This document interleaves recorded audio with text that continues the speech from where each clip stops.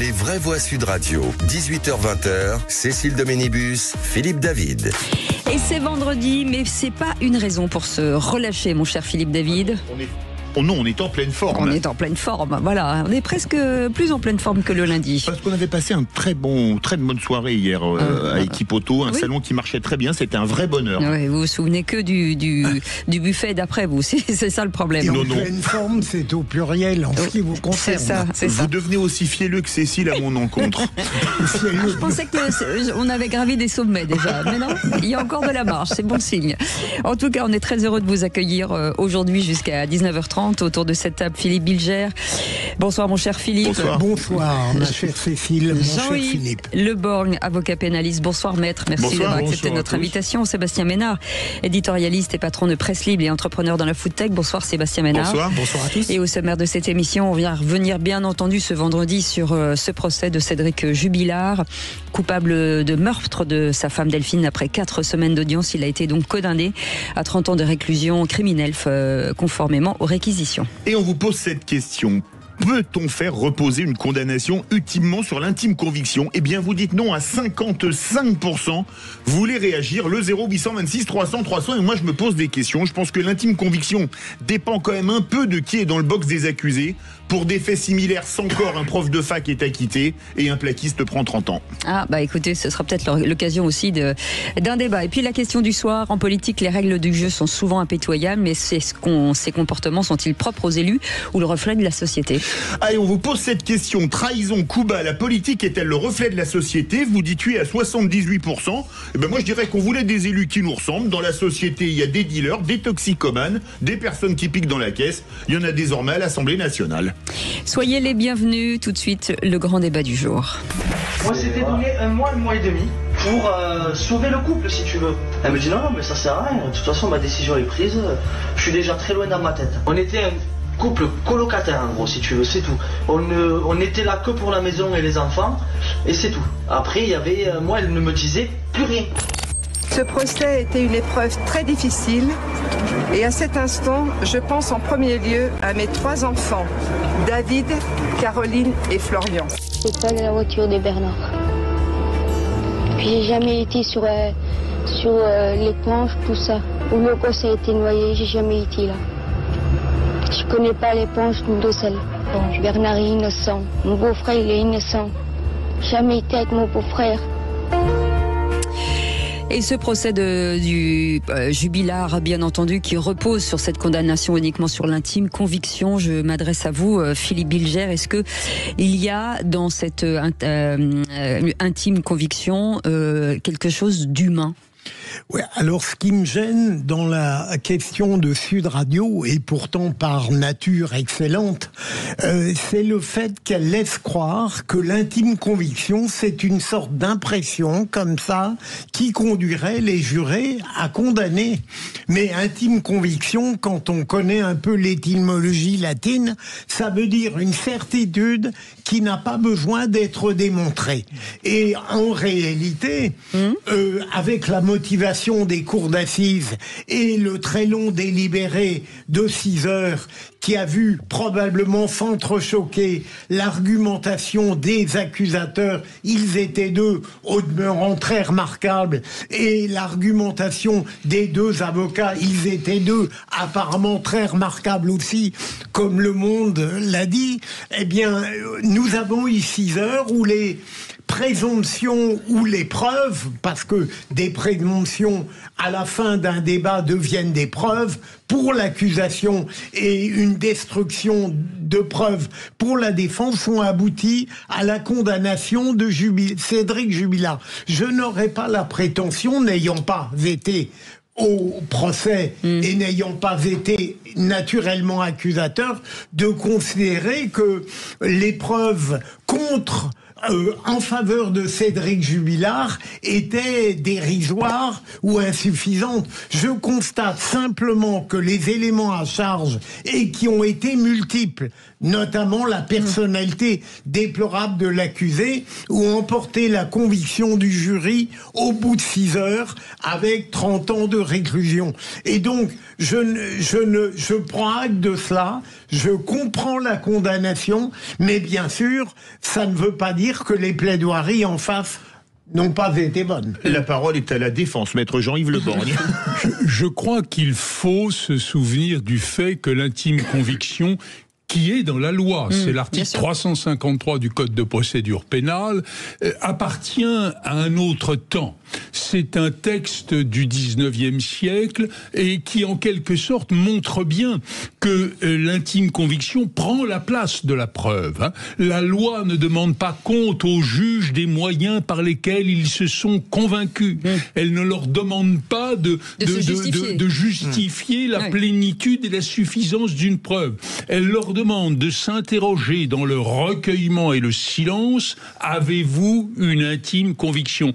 Ça appartient à un temps où finalement le recueillement, le repli sur soi pouvait en quelque sorte amener une révélation, une grâce. Et voyez-vous, j'ai un peu le sentiment que aujourd'hui, l'intime conviction, c'est ce qui prend la place de la preuve quand elle n'existe pas, c'est cette forme de certitude intime. Peut-on, dans des cas aussi graves, avoir recours à ce qui est peut-être une certitude intime, mais qui ne repose pas sur des faits objectifs. Il y a là un véritable problème. Je me souviens d'une vieille affaire. Alors nous n'étions pas en cour d'assises, nous n'étions pas dans une affaire de meurtre ou de disparition de personnes. C'était un banal vol où le président, revenant après le délibéré, regarde mon client, je m'attendais à une condamnation, et lui dit, bon, allez, le tribunal vous relaxe, mais attention, recommencez pas. Mais vous, oui, mais ça paraît drôle comme ça. En réalité, cela voulait dire, j'ai la certitude intime que vous êtes coupable. Mais mon dossier ne me permet pas d'en apporter la preuve. Alors je joue le jeu. C'est un jeu tragique que la justice, mais il faut quand même lui donner des règles. Sébastien Maynard, est-ce qu'il y a un risque de subjectivité selon vous ? C'est intéressant d'avoir les 3 avis différents, peut-être, ou pas. Non, mais il y a nécessairement beaucoup de subjectivité, puisque il y a un faisceau de convergence. Enfin, moi, j'ai suivi ça avec... j'ai pas envie de dire avec gourmandise, parce que derrière ça, il y a quand même un drame. Il y a des enfants qui ont plus de maman, etc. Mais en fait, le sujet, il est intéressant et il est d'une banalité absolue. On a le droit de s'aimer et de se désaimer. Ils se sont aimés et ils n'ont pas su se désaimer. Et il y a une disparition. Est-elle partie? A-t-elle été assassinée par son mari? Enfin, donc oui, il y a beaucoup de subjectivité, il y a beaucoup d'interrogations, il y a beaucoup, vous parlez maître, dans l'intime conviction, cette espèce de silence introspectif dans lequel on doit se plonger. Je me suis couché très tard hier pour regarder justement l'intégralité de cette affaire. Mais on se pose des questions à un moment donné. Qu'est-ce qui peut pousser un homme d'une banalité? Moi, je suis moins... quelque part, je ne condamne pas le personnage, l'histoire du personnage, la jeunesse du personnage, la médiocrité de sa vie. Enfin, nous sommes qui pour juger de la médiocrité de professionnelle, intellectuelle, humaine de quelqu'un? Enfin, moi, je ne me le permettrai pas. Voilà, mais c'est d'une banalité. Sauf que ça finit par un drame absolu, quoi. Voilà. Donc c'est évidemment très subjectif. Allez, vous restez avec nous. Philippe, 20 secondes, 30 secondes. Allez-y. Mais vite. J'ai évidemment vu à la fois le talent de Jean-Yves Le Borgne et le fait qu'il est avocat. C'est-à-dire que vous voulez entourlouper, en quelque sorte, nos auditeurs, mon cher Jean-Yves, en disant que l'intime conviction est la preuve d'un monde dépassé. Mais pas du tout. C'est-à-dire que si on suivait votre argumentation, on considérerait que dans l'affaire Jubilard, il n'y a pas l'ombre d'une preuve, pas des présomptions tellement solides qu'elles sont devenues accablantes, et au fond, vous donneriez une prime, comme dans d'autres affaires d'ailleurs dont on a beaucoup parlé, au fait qu'un accusé nie les crimes qui lui sont reprochés et en plus a fait disparaître le corps. Quelle aubaine! Mais quelle aubaine! Et donc ce serait très dangereux pour la société et peut-être pour la justice. Allez, petite réponse et on parle. Monsieur l'avocat général, je comprends que vous voyez des coupables partout, c'est dans la nature des choses, et je ne peux pas vous en vouloir, mais il y a quand même quelque chose d'extraordinaire à ce qu'une sorte d'hubris judiciaire se mette en place, et à ce qu'au fond on se dise, au fond la preuve, la démonstration n'est assez superflue, et moi je vous dis, quand je vous regarde dans les yeux, quand je vois qui vous êtes, au fond de moi-même, une sorte de révélation me dit que vous êtes coupable. J'en tremble encore. Il a dit ça en me regardant, je suis inquiet. Mais Jean-Yves, vous avez vu ça. Est-ce que vous avez suivi le procès ? Je l'ai suivi de loin en loin, comme la mesure du possible. Non, attendez, ne profitez pas. Non, je vois, avec un avocat général, faut pas être sincère, il en abuse. De très loin. Allez, c'est pas fini. On fait une petite pause, on revient dans un instant. Merci messieurs pour ce spectacle formidable. On a l'impression d'être dans le procès avec vous. Voilà, 0826 300 300 et on revient dans un instant. Soyez les bienvenus, on est ensemble jusqu'à 19h30. Sud Radio. Sud Radio. Parlons vrai. Parlons vrai. Sud Radio. Les vraies voix Sud Radio. 18h-20h. Cécile Doménibus, Philippe David.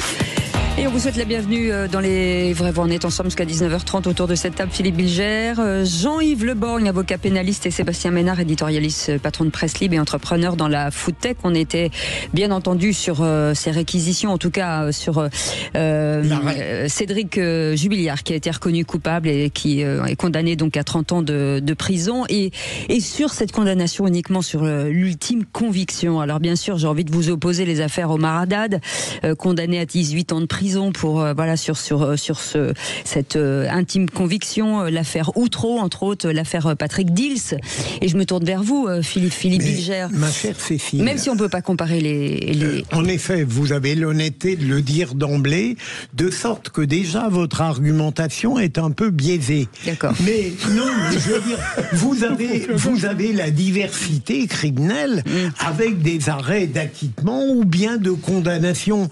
Mais il est difficile de parler d'affaires où on n'a pas été, et je le fais moi-même, donc je m'incrimine. Vous avez plus d'expertise que moi, moi c'est pas juste pour vous relancer. Non, mais je veux dire, je ne discute pas la majorité, la justice criminelle. Je ne considère pas qu'à chaque fois qu'un grand avocat a perdu un procès, il y a une erreur judiciaire. Pour moi, en réalité, les affaires que vous évoquez peuvent susciter le doute, et pour Patrick Dils, vous avez totalement raison. Il y en a eu d'autres, bien sûr. Mais comment on peut protéger le doute, Philippe ? Oui. C'est la question qu'on a envie de se poser. Non, c'est la question que je me pose. On m'a toujours dit, alors moi je ne suis pas juriste, que le doute devait profiter à l'accusé. Bien sûr. Mais j'ai l'impression... Et c'est le cas. Et c'est le cas.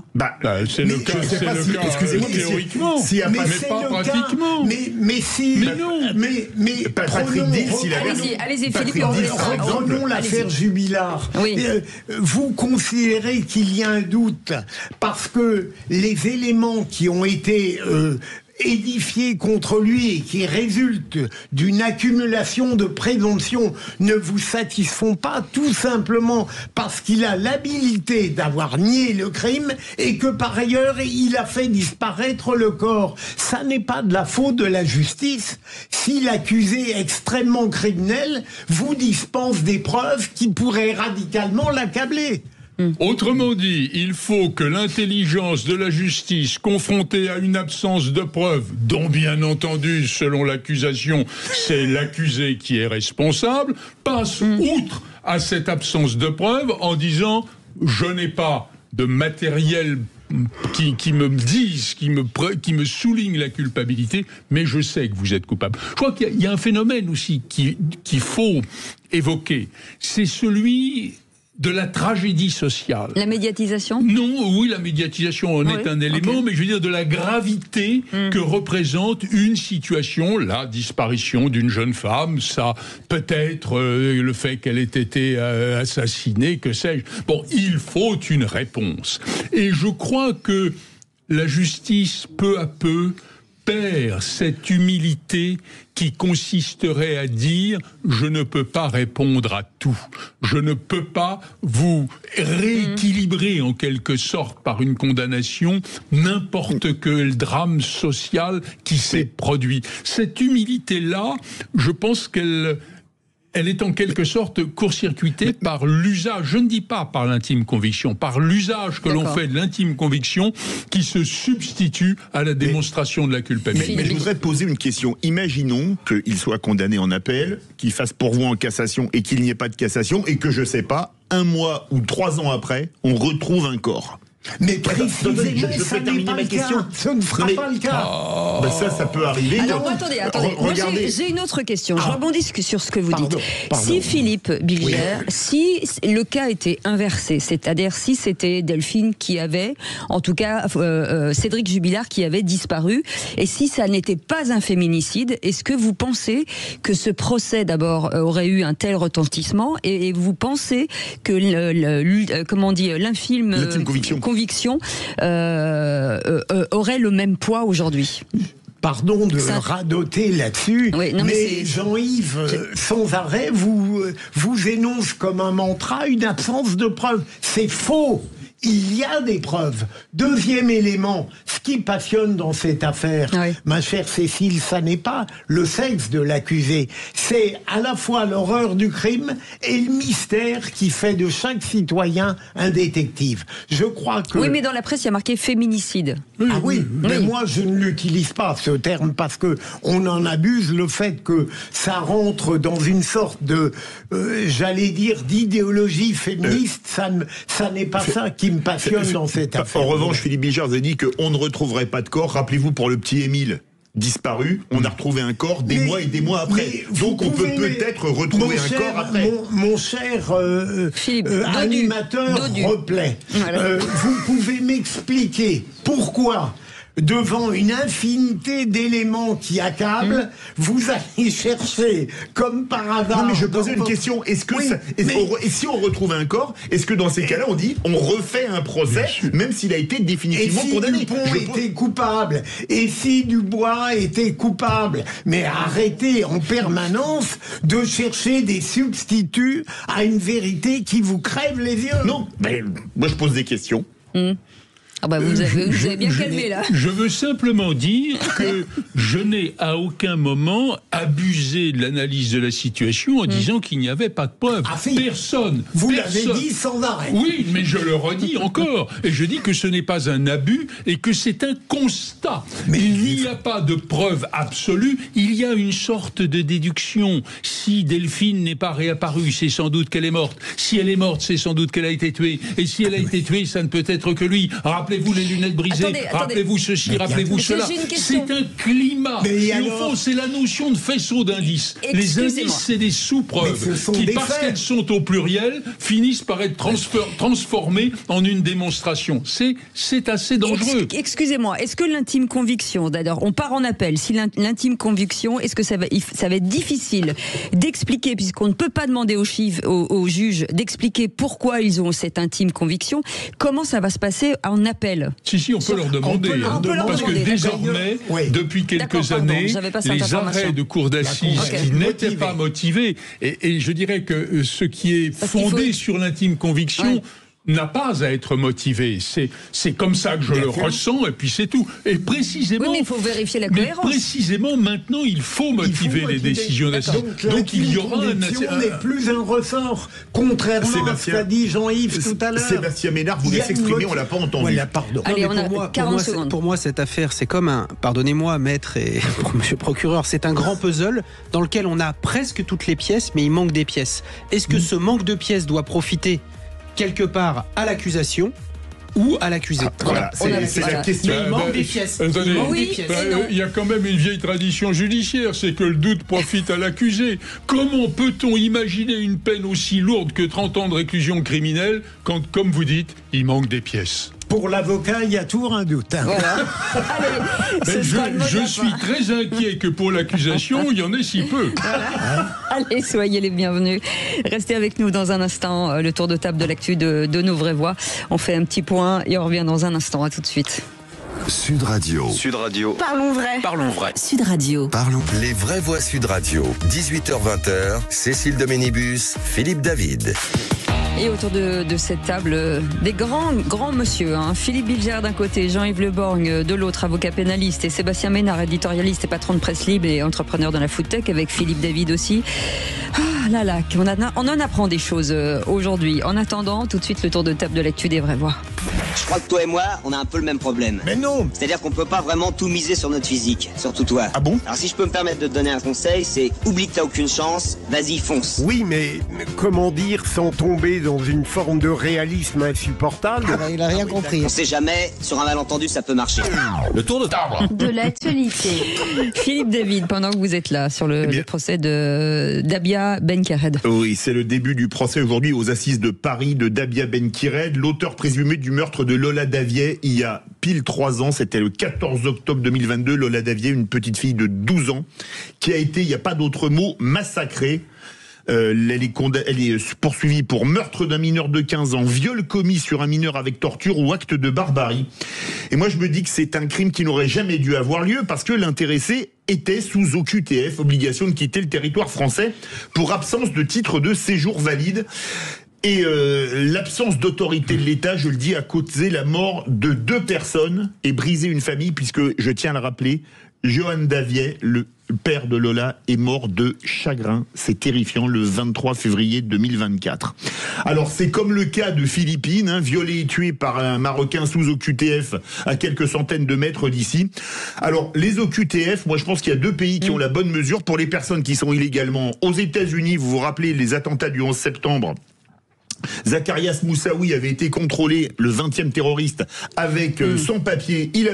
Son visa était plus valable. Il avait été mis directement en prison en attendant son expulsion. Ou alors comme l'Angleterre, qui ont expulsé les gens vers le Rwanda en payant. Et le Rwanda se débrouille avec les pays d'accueil. Mais on n'en peut plus de ces gens assassinés par des OQTF qui n'ont rien à faire en France.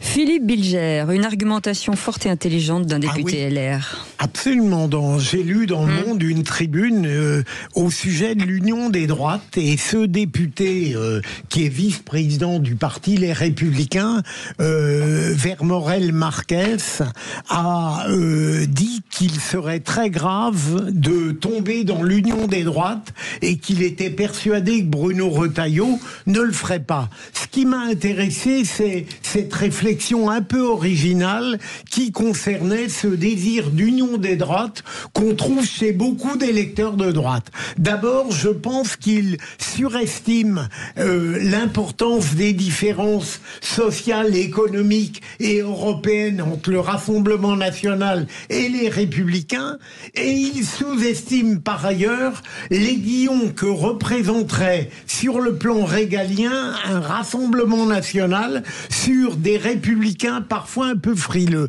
Mais l'argument le plus fort qu'il a contre l'union des droites est très important. On l'oublie trop souvent. Il ne suffit pas d'inventer demain un génie politique de droite, comme Mitterrand, qui rassemblerait tout ça. Il faudrait surtout aboutir, et je crois que Bruno Retailleau le désire, à une situation politique où les Républicains deviendraient le parti dominant par rapport au RN. Parce que si on fait l'union des droites aujourd'hui, il est évident que le RN absorbe, étouffe, mange les Républicains. Et ce serait une catastrophe. Donc je ne suis pas fondamentalement hostile à l'union des droites, mais il faudra encore du temps pour que dans ce rapport inégal, les Républicains tiennent le haut du pavé.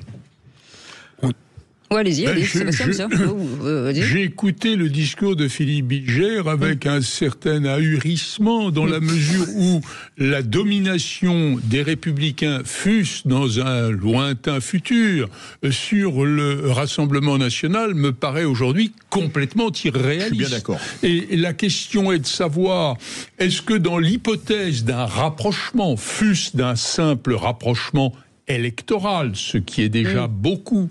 Est-ce que ce rapprochement ne serait pas de nature à signer pour l'opinion publique qu'il n'y a pas de différence fondamentale entre le Rassemblement national et les Républicains?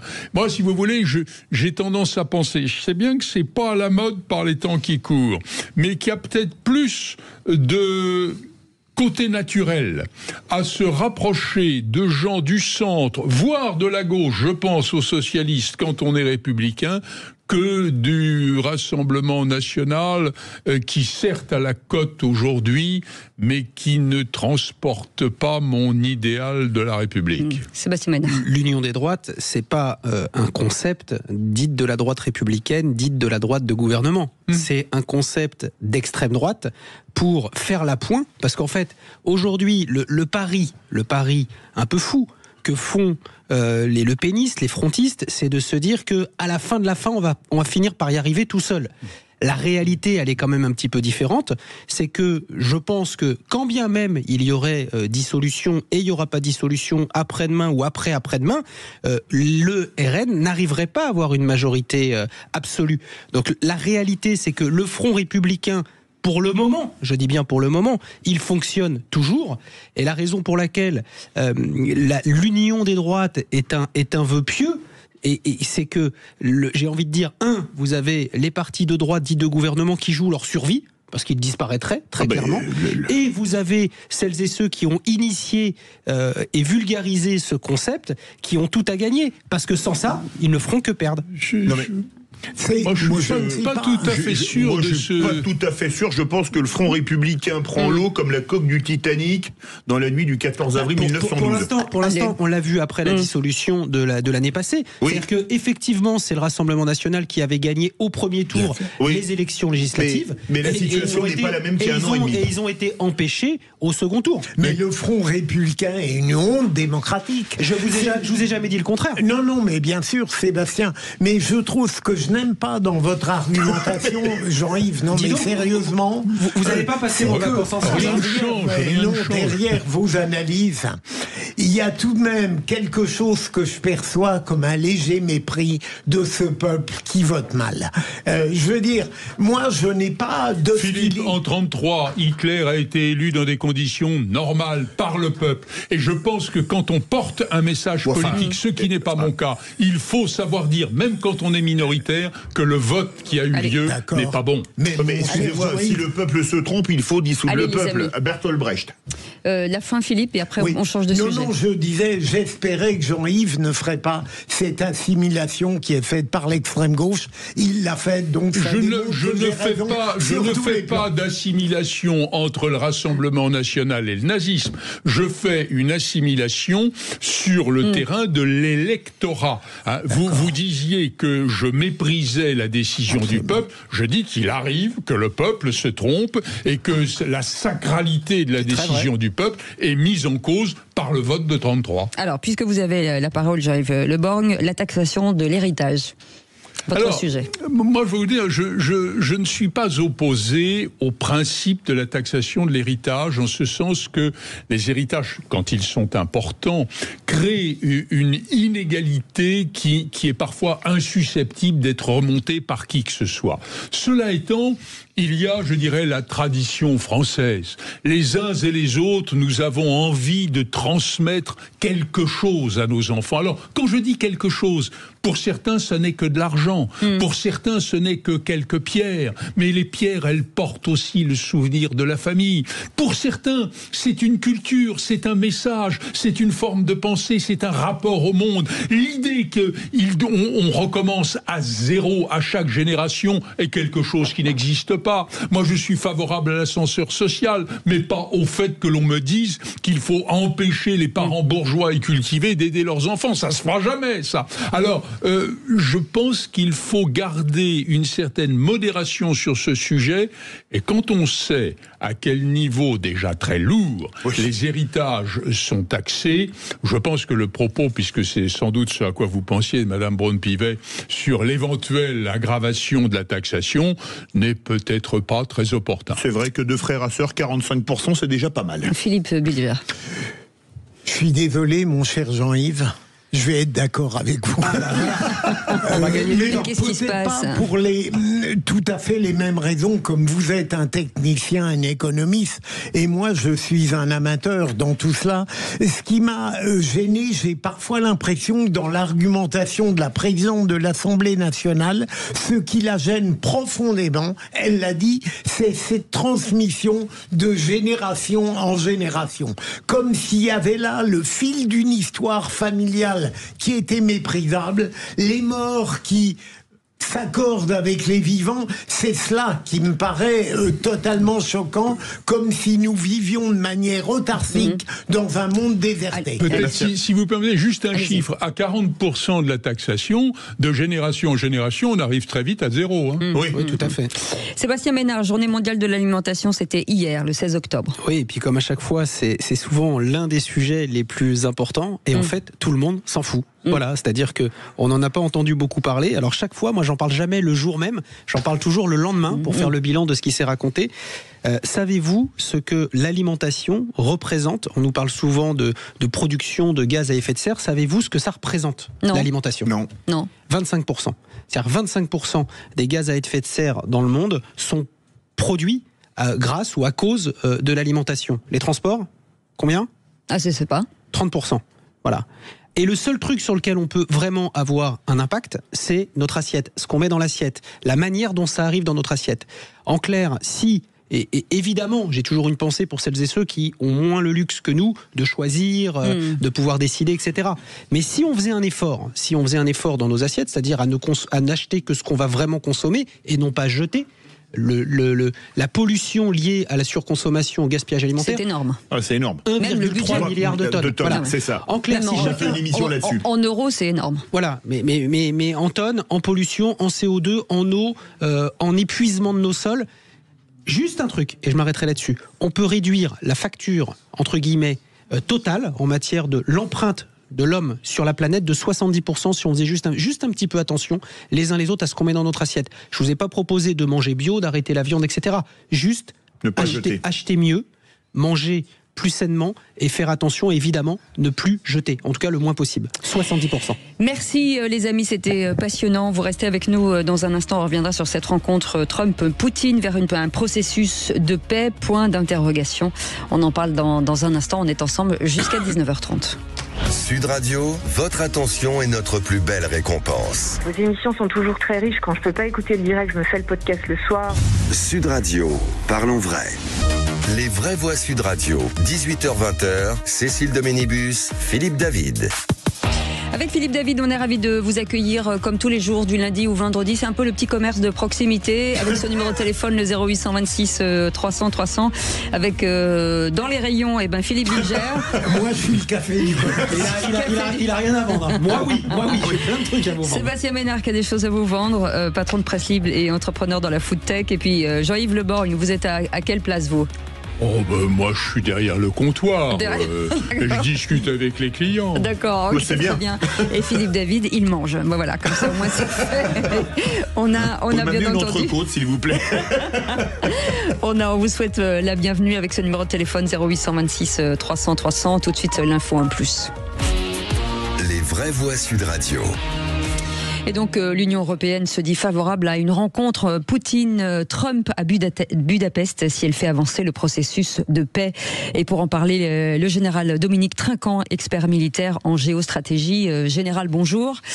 Bonjour. Merci d'avoir accepté notre invitation. Est-ce que forcément, après ce qui s'est passé entre la Palestine et Israël et ce qu'a mis en place en tout cas Trump avec l'ensemble d'autres pays, on se pose la question de se dire est-ce que ce processus de paix peut être à un moment donné organisé entre l'Ukraine et Poutine et la Russie? Écoutez, le premier point pour revenir sur la déclaration européenne qui se félicite de cette réunion, c'est qu'il faut se féliciter de tout dialogue qui puisse conduire à la paix, bien sûr. Ça, c'est le premier point. Le deuxième point, vous avez raison de souligner la dernière action du président Trump à Gaza, qui a été un succès mais un succès limité. Il faut rappeler que ça a permis, et c'est remarquable déjà, de libérer les 20 otages qui étaient encore détenus. Mais pour le reste, on ne voit pas très bien comment les choses vont s'arranger. En tout état de cause, une réunion à Budapest dans 15 jours est la bienvenue. On espère simplement que ça ne se terminera pas comme il y a 2 mois à Anchorage, où le président Trump est venu avec une proposition de cessez-le-feu et est reparti avec une position ferme de M. Poutine qui n'avait pas changé. Donc voilà, on croise les doigts, on espère, et on verra ce que M. Trump obtiendra. Mon général, Volodymyr Zelensky va rencontrer Donald Trump. Il veut lui demander des Tomahawk, des missiles qui peuvent frapper en profondeur la Russie, depuis l'Ukraine, Moscou, Saint-Pétersbourg. Est-ce que, à votre avis, dans l'attente de cette rencontre, il va obligatoirement opposer une fin de non-recevoir à la demande de Zelensky ? Alors je pense que, si vous voulez, je ne sais pas ce que dira M. Trump, je pense qu'en revanche, c'est un argument majeur pour la négociation. D'ailleurs, ça n'est pas par hasard si la discussion téléphonique entre M. Poutine et M. Trump s'est passée après cette proposition ou évocation, disons, de donner des Tomahawks et avant la réunion avec M. Zelensky. Ça inquiète beaucoup les Russes. Et donc, je pense que c'est un argument à condition qu'il soit crédible jusqu'au bout. Mon général, je vais sortir malheureusement du caractère technique que maîtrise parfaitement Philippe David. Moi, je vais plutôt aller sur le plan psychologique. Est-ce que, d'abord, il n'y a pas quelque chose d'étonnant dans l'attitude du président Trump qui, après avoir donné l'impression de se désintéresser de l'Ukraine, est allé tenter un premier pas réussi du côté de Gaza et d'Israël? Et deuxième élément, est-ce que vous ne croyez pas que même un cynique absolu comme Poutine peut se laisser infléchir par les résultats que Trump peut obtenir ailleurs, par exemple?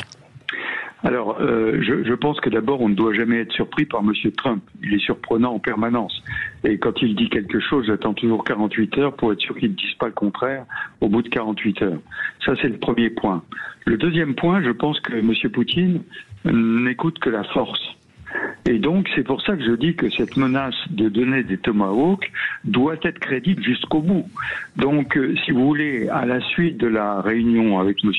Zelensky, j'espère qu'il y aura quelque chose du style « nous étudions le sujet » et non pas une fin de non-recevoir. Parce qu'à ce moment-là, il n'a plus d'arguments pour discuter à Budapest. Merci beaucoup, Général, d'avoir accepté notre invitation. Allez, tout de suite, et si vous étiez ministre ? Les vraies voix Sud Radio, si j'étais ministre. Qu'est-ce que je vais devenir? Je suis ministre, je ne sais rien faire. Et si vous étiez garde des Sceaux, plutôt Hector, monsieur le ministre Hector de Montpellier, bonjour. Bonjour à vous, bonjour à vous. Bonjour. Si vous étiez garde des Sceaux, qu'est-ce que vous mettriez en premier, en tout cas, sur la table? Le premier décision que je prends, vraiment, ce serait de rendre le travail obligatoire pour tous les détenus. D'accord. Et de mettre en place des structures, justement, pour les plus dangereux, pouvoir les garder enfermés, mais qui continuent à travailler. Pour les moins dangereux, pourquoi pas les faire nettoyer les bords des routes, faire pourquoi pas des travaux d'excavation. Mais travail obligatoire. D'accord. Jean-Yves Le Borgne. Parce qu'il faut savoir. Écoutez, je pense que ce que dit Hector est loin d'être absurde, car en réalité, un bon nombre de détenus sont des gens qui s'affranchissent des règles qui sont les nôtres, c'est-à-dire que vous, comme moi, on se lève le matin pour aller travailler, et précisément, eux veulent avoir des avantages sans cet effort-là. Alors, après, il convient d'organiser tout ça, c'est pas simple. Je crois aussi que la prison. Alors, comprenons-nous, c'est pas un propos laxiste. La prison, c'est une vieille conception à laquelle nous sommes attachés par une sorte de réflexe intellectuel. Qui dit infraction dit obligatoirement prison. Alors, je ne dis pas qu'il faut supprimer la prison, mais je pense que pour un certain nombre de délinquants, il faut remplacer la prison pour autre chose. Je pense que, par exemple, un certain nombre de jeunes sauvageons, le mot est d'un ministre de gauche. Chevènement, absolument. Pour un certain nombre de jeunes sauvageons, à qui manquent les références, à qui manque l'éducation, à qui manque la connaissance de l'interdit, une sorte d'encadrement un peu ferme, pourquoi pas militaire, avec une éducation dont il manque, pourrait être une promesse de réinsertion pour l'avenir. Merci en tout cas Hector, merci Monsieur le Ministre. Allez, vous restez avec nous dans un instant, le coup de gueule de Philippe David et tout de suite. Il est loin le temps où France Télévisions égrenait les noms des otages en captivité. Mais tout de suite on retrouve Thomas Binet pour les incontournables de la copropriété. Bien dans mon immeuble, avec Loiselet et Desgremont présente. Sud Radio, les incontournables de la copropriété. Thomas Binet. Bonsoir, et nous sommes avec notre consultant Philippe Loiselet, patron de Loiselet Desgremont, qui nous informe tous les vendredis soirs sur l'ensemble des sujets liés à la copropriété. Et on poursuit aujourd'hui notre comparaison entre les différents modes de chauffage dans les copropriétés. Bonsoir Philippe Loiselet. Bonsoir Thomas Binet. Philippe, on a évoqué la semaine dernière, et pour ceux qui veulent le réécouter, ils peuvent le suivre sur sudradio.fr et sur l'ensemble des réseaux sociaux, le chauffage collectif au gaz et le chauffage collectif au fioul. On aborde plutôt aujourd'hui le chauffage individuel. On va commencer avec vous, si vous le permettez, à parler du chauffage individuel électrique. Comment est-il perçu dans les immeubles collectifs ? Le chauffage électrique individuel a l'avantage d'une gestion autonome. Chaque résident maîtrise sa consommation et ses factures. L'installation d'origine est relativement moins coûteuse et ne nécessite pas d'installation collective ni d'entretien très compliqué. Mais les inconvénients existent toutefois. Coût de l'électricité relativement élevé, effet de passoire thermique lorsqu'il s'agit de vieux convecteurs et surconsommation fréquente si l'isolation du bâti est insuffisante. Sur le plan écologique, l'électricité française est assez décarbonée grâce au nucléaire, mais ce n'est pas toujours l'argument qui pèse le plus dans le portefeuille des habitants. Et le chauffage individuel au gaz, justement ? Le chauffage au gaz est également assez répandu et compte beaucoup d'adeptes. Il présente les mêmes avantages que le chauffage électrique individuel, avec l'avantage d'une gestion autonome, mais en plus un prix de revient en général moins élevé en ce qui concerne le prix de l'énergie. En revanche, il nécessite un entretien plus important. La chaudière doit être entretenue régulièrement et il doit exister un système de ventilation approprié qui, lui aussi, doit être entretenu. Et Philippe, quelle place occupent les réseaux de chaleur urbains dans les villes dont on entend parler ? Alors là, nous revenons au chauffage collectif. Oui. Les réseaux de chaleur sont une solution très pertinente quand ils existent. De grosses chaufferies alimentent en vapeur des quartiers et des immeubles entiers au travers d'un réseau de canalisation dans la ville. Réseau qui distribue sa chaleur dans ce que l'on appelle des sous-stations dans les immeubles, qui équivalent à des chaufferies collectives. Ces réseaux utilisent en général plusieurs sources d'énergie, y compris des énergies renouvelables ou de récupération, et permettent de chauffer tout un quartier en mutualisant l'infrastructure. Les utilisateurs bénéficient d'un service clé en main et d'une garantie de continuité. Mais leur développement reste évidemment limité à certaines zones urbaines. Une copropriété n'a alors pas toujours le choix d'y accéder. Cela dépend des implantations municipales et des investissements publics. Mais au-delà de la technique pure, Philippe, quels conseils pourriez-vous donner à des copropriétaires qui s'interrogent sur le renouvellement de leur chauffage ? Je leur dirais de raisonner sur 3 aspects. Le coût, le confort et l'environnement.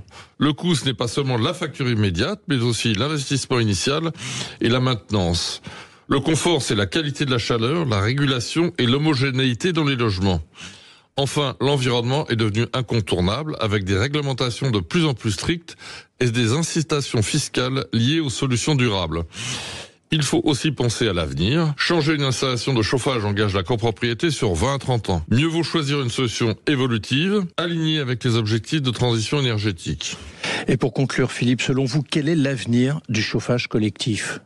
Je pense que l'avenir passe avant tout par la sobriété énergétique. Les pompes à chaleur, les réseaux de chaleur basés sur la biomasse ou la récupération d'énergie, mais aussi l'amélioration de l'isolation des bâtiments sont de vrais leviers. À terme, la priorité sera d'optimiser la consommation plutôt que de simplement produire plus de chaleur.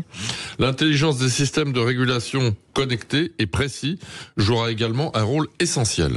Merci Philippe, et on vous retrouve vendredi prochain 18h50 pour un autre numéro d'Osez Investir, les incontournables de la copropriété. Et pour ce qui me concerne, je vous donne rendez-vous dimanche matin dès 9h27 sur Sud Radio dans la matinale week-end. Sud Radio, les incontournables de la copropriété. Thomas Binet. Avec Loiselet et Desgremont, bien dans mon immeuble. Sud Radio. Sud Radio. Parlons vrai. Parlons vrai. Sud Radio. Les vraies voix Sud Radio. 18h-20h, Cécile Doménibus, Philippe David. Bah dis donc, c'est pas des vraies voix, c'est des grandes voix aujourd'hui. Dis donc, c'est lourd. Le ton monte. Et je parle pas de vous, Philippe. Hein. Et... Oui, il n'y avait pas de H à ton, c'est bien. Non, moi, jamais j'aurais osé. Philippe Bilger est avec nous, Jean-Yves Le Borgne, avocat pénaliste, et Sébastien Ménard, éditorialiste et patron de Presse Libre et des entrepreneurs dans la food tech. Et tout de suite, notre cher Philippe David, c'est son coup de gueule. Les vraies voix Sud Radio. Le coup de gueule de Philippe David. Comme d'habitude, je vais remettre le clocher au milieu du village, un village qui se situe dans le 15e arrondissement de Paris. Pourquoi le 15e arrondissement de Paris? Parce que c'est dans cet arrondissement, en bord de Seine, c'est une habitude ces derniers jours, Cécile, que se trouve le siège de France Télévisions et qu'un communiqué de la CGT de France Télévisions sur un article de France 3 Paris-Île-de-France m'a mis hors de moi. En effet, cet article parle du pavillon mémoriel installé place des Vosges, pavillon mémoriel consacré au pogrom du 7 octobre 2023. Un article qui comporte des photos de personnalités comme Jonathan Arfil, président du CRIF, ou encore Patrick Bruel, lors de leur visite, ainsi que des photos d'otages ou de dessins de Johann Sfar. Un article intitulé, je cite, « On pense à ceux qui sont revenus, à ceux qui ne reviendront jamais et à ceux qu'on espère encore. Paris commémore les victimes du 7 octobre. » Bref, pas de quoi fouetter un chat, sauf pour la CGT de France Télévisions, qui s'insurge dans un communiqué contre le côté, je cite, « clairement communautariste de l'article qui n'adopte qu'un seul point de vue, celui d'une communauté juive qui se sent légitimement meurtrie par ce massacre, mais sans jamais le restituer dans un conflit plus large. » Il faut dire, au risque de choquer la CGT de France Télévisions, que le 7 octobre, les victimes étaient les Juifs et les assassins le Hamas, une CGT de France Télévisions dont le modèle de pensée doit être le cinéaste Jean-Luc Godard qui disait « L'objectivité à la télévision, c'est 5 minutes pour les Juifs, 5 minutes pour Hitler ». Mais ce n'est pas tout. Même le mot pogrom pose problème, puisque, je cite, il n'est pas approprié et il est critiqué par de nombreux historiens. Un pogrom était à l'origine un massacre de juifs en Russie à l'époque des tsars, puis il est passé dans le vocabulaire courant pour désigner un déchaînement de violence contre une minorité. Or, les Israéliens massacrés le 7 octobre ne sont pas membres d'une minorité, mais citoyens d'un État qui occupe, oppresse et colonise un autre peuple. Fin de citation. En clair, les victimes deviennent coupables, sauf que, n'en déplaise à la CGT de France Télévisions, il n'y a plus un colon ni un soldat israélien dans la bande de Gaza depuis le 12 septembre 2005. Bref, la CGT de France Télévisions n'est pas seulement à l'ouest, elle est aussi à la masse. La barbarie du 7 octobre continue à produire des conséquences totalement délétères. J'ai l'impression, encore aujourd'hui, qu'on n'a pas le droit à la fois de se souvenir de cette barbarie qui est, je le pense, de mon point de vue, totalement singulière, et en même temps de dire qu'il y a combien, 66 000 morts à Gaza. Non, ça c'est les chiffres du Hamas. Hein. Oui, enfin, il y en a un certain nombre.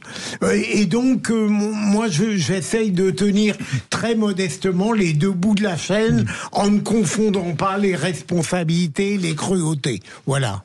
Vous avez totalement raison. Je crois que Philippe Bilger a entièrement raison dans ce propos nuancé, étant entendu d'ailleurs que quand devant un drame comme celui du 7 octobre, on émet des réserves, ces réserves ne peuvent avoir implicitement que des origines malsaines. Sébastien Ménard. Pour appeler un chat, vous avez une partie de la gauche française, très à gauche, qui pense que les massacres, le pogrom, le génocide du 7 octobre, c'est un acte de résistance. Ah oui. C'est un acte de résistance face à l'occupation israélienne en Cisjordanie, face à l'enclavement des populations palestiniennes à Gaza. C'est une abomination de penser cela, c'est une honte de laisser diffuser cela.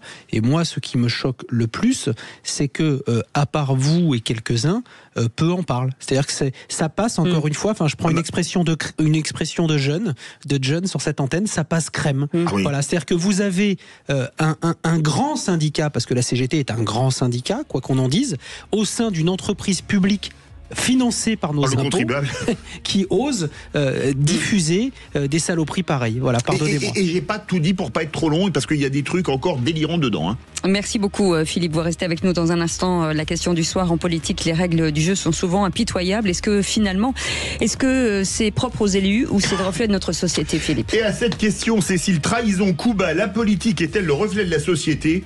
Vous dites oui à 77%. Vous voulez réagir, le 0826 300 300, où vous ne subirez ni trahison ni coup bas. Messieurs, dans un instant, ce sera à vous. À tout de suite. Sud Radio. Sud Radio. Parlons vrai. Parlons vrai. Sud Radio. Les vraies voix Sud Radio. 18h-20h. Cécile Doménibus, Philippe David. Et très bien l'entouré ce soir puisque Philippe Bilger est avec nous, Jean-Yves Le Borgne, avocat pénaliste, et puis Sébastien Ménard aussi. Et vous, au 0826 300 300, on est très heureux de vous accueillir. En tout cas, tous les jours, vous savez que vous pouvez vous abonner à notre chaîne YouTube si ça n'était pas le cas, bien entendu. Vous nous retrouvez sur Twitter, sur TikTok, sur Instagram, enfin bref, sur toutes les plateformes. Vous ne pouvez pas nous rater. En attendant, la question du soir sur les agressions, et pas du tout sur le Philippe, aidez-moi. Les politiques, les règles du jeu sont souvent impitoyables, c'est un peu Dallas, mais ces comportements sont-ils propres aux élus ou le reflet d'une société? Et on vous pose cette question, trahison, coup bas, la politique est-elle le reflet de la société? Vous dites oui à 77%, vous voulez réagir, le 0826 300 300. La politique, c'est du show business.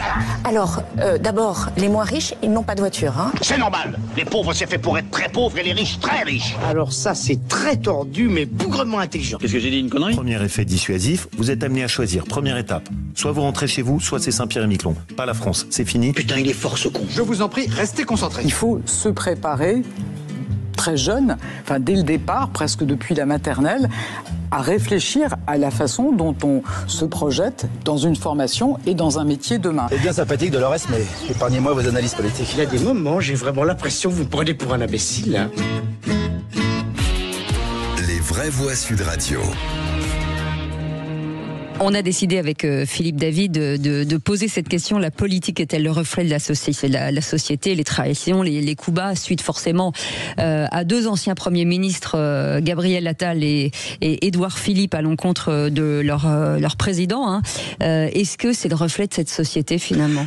Alors, je voudrais faire une distinction tout de même dont j'ai conscience du caractère un petit peu sophistique tout de même.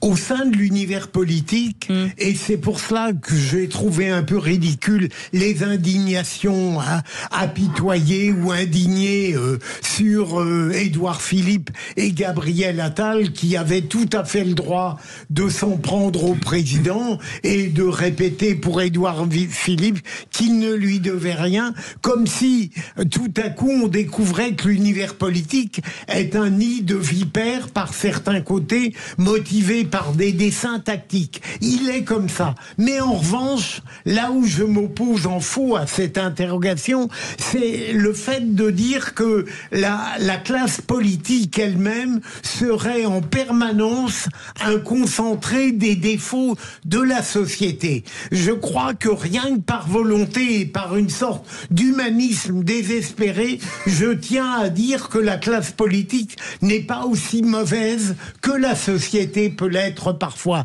C'est fondamental pour la sauver un tout petit peu. Sébastien Ménard. Moi, je pense que la classe politique est effectivement impitoyable, malsaine et ingrate, pour être clair, mais elle est à l'image de la société. Très clairement, les gens aujourd'hui, on le voit, on a beau vouloir prôner des valeurs résilientes, bienveillantes, un peu tarte à la crème. La réalité, c'est que ce qui se passe dehors, c'est extrêmement dur. C'est dur dans l'entreprise, c'est dur dans les associations, c'est dur dans nos conseils municipaux, c'est dur partout. Et le monde est devenu impitoyable. Et que la classe politique, quelque part, ne relève pas, je dirais, par le haut, c'est les bassesses dont on peut être soit victime, soit responsable dans nos sociétés, est quelque chose qui, moi, m'exaspère au plus haut point. On doit, en politique, montrer une voix, une certaine forme d'exemplarité, nourrir une espérance, évidemment tout sauf crédule et candide, mais il faut proposer autre chose. Ce qui se passe quand on voit Attal, Gabriel Attal et Édouard Philippe, et je suis plus proche de ces idées-là que d'autres idées, tout le monde le sait ici, mais franchement c'est scandaleux, ils lui doivent tout à Macron. Quoi qu'on dise, Gabriel Attal n'était rien avant Emmanuel Macron, et de l'aveu même des propres mots d'Édouard Philippe qu'il disait il y a peut-être 4 ou 5 ans, il disait même si Alain Juppé avait gagné la primaire à droite, même si Alain Juppé avait été président de la République, je n'aurais pas été pour sûr Premier ministre, je n'aurais probablement même pas été ministre. Donc de fait, il lui doit tout. Ils lui doivent tout. Donc l'ingratitude, ce côté très malsain qui consiste à sonner la lalie contre... à la limite, le problème n'est pas Emmanuel Macron, mais je trouve que ça donne une très très très très très mauvaise image de ce que devrait être la société française. Jean-Yves Lebrun.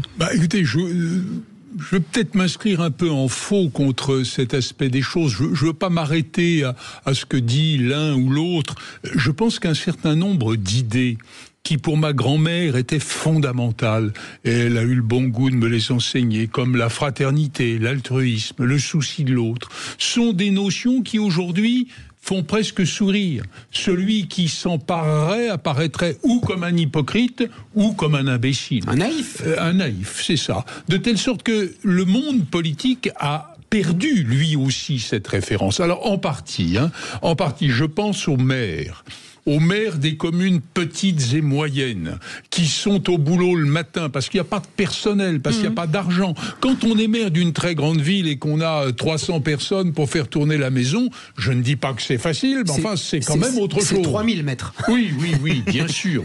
On est en France, 3000. Mais en réalité, il y a quand même une partie de ces élus, qui sont d'ailleurs des petits, des sans grade et des anonymes, qui ont une certaine générosité. Alors, un autre problème qui me paraît important, c'est celui de la carrière politique.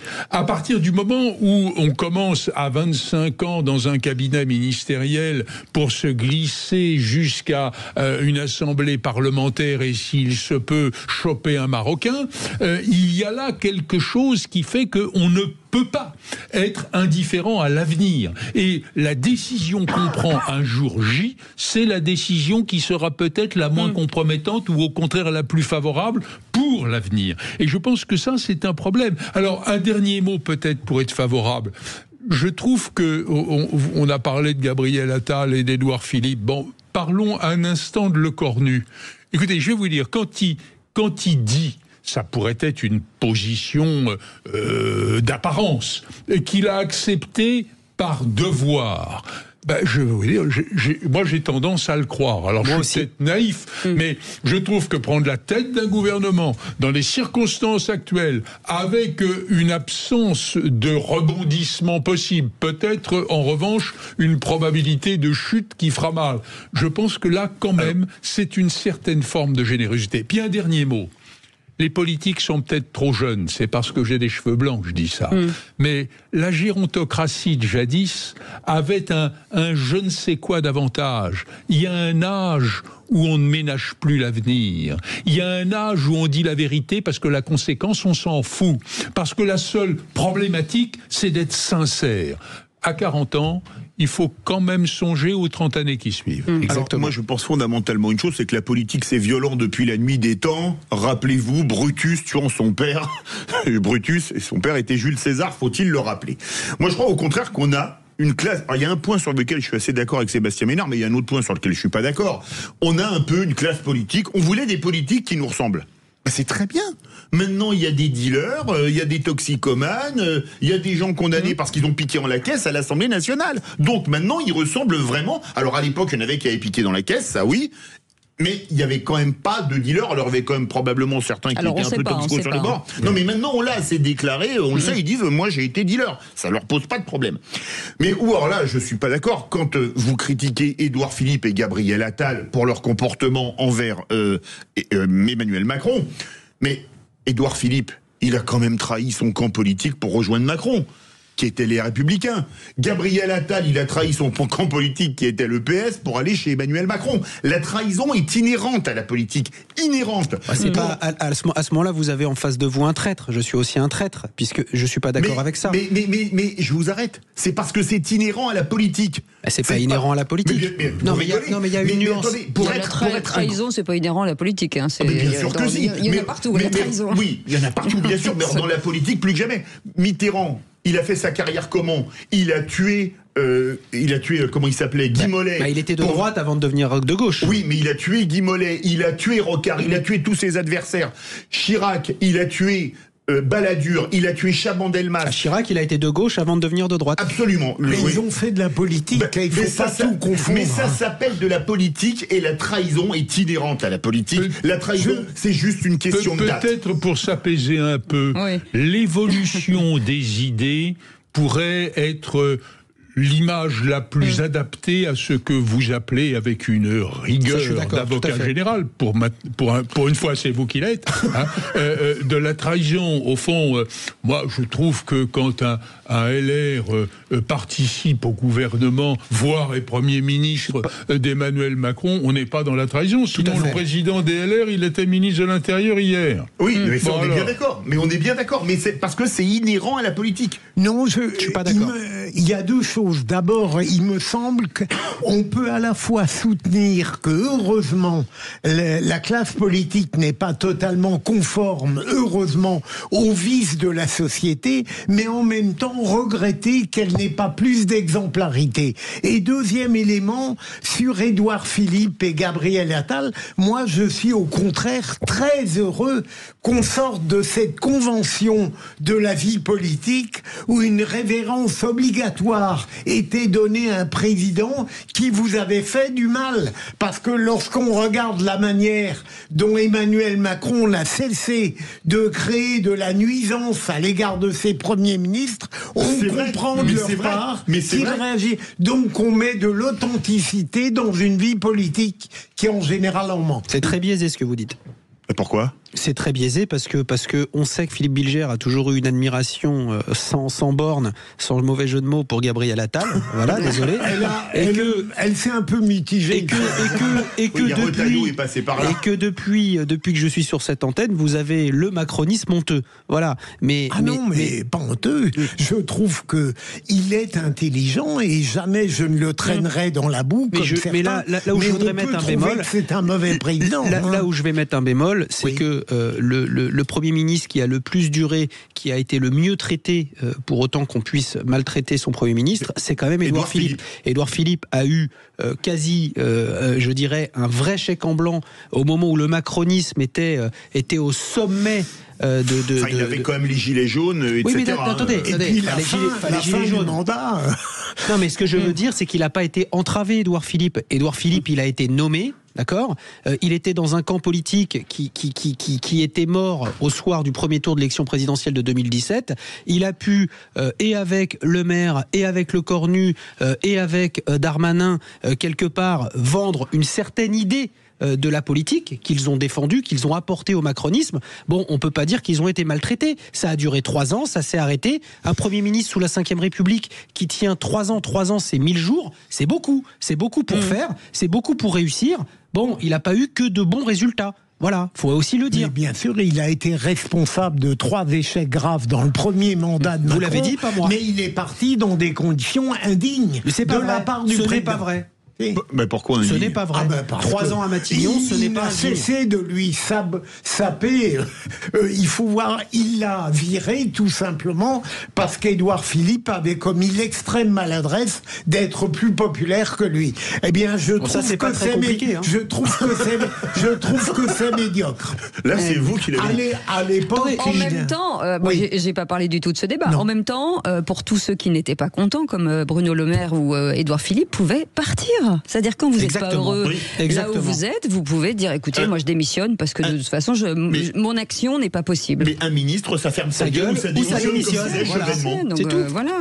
Donc pour dire on après. est toujours courageux avec la vie des autres. Bah ouais, mais moi quand je suis pas contente. De toute façon, il n'y a pas d'avenir politique sans une émancipation à l'égard de celui qui a été le maître ou le père C'est le politique. festin totémique chez Freud. Non mais rappelez-vous la déclaration, je crois que c'était de Genève, de Pompidou, qui à l'époque, de Rome, quand il annonce que si De Gaulle partait, c'était une audace extraordinaire. Et là, on souhaitait à la place de De Gaulle. Je vous arrête, de mémoire, la déclaration de Rome, c'est janvier ou février 69.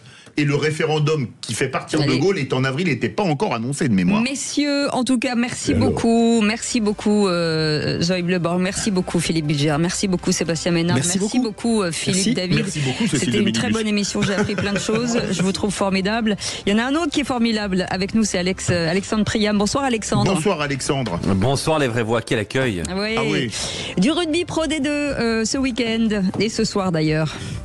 Évidemment, avec cette rencontre ce soir sur Sud Radio, on terminera notamment avec un magnifique Agen-Brive à 21h. On sera en direct d'Armandie. Puis évidemment, d'autres rencontres passionnantes, régionales, importantes, territoriales. Carcassonne-Colomiers, par exemple, sera un match qu'il faudra absolument suivre sur Sud Radio. C'est dans un instant avec le multiplex. Et puis on recevra Bruno Bory, le président du directoire du Château du Cru Beaucaillou.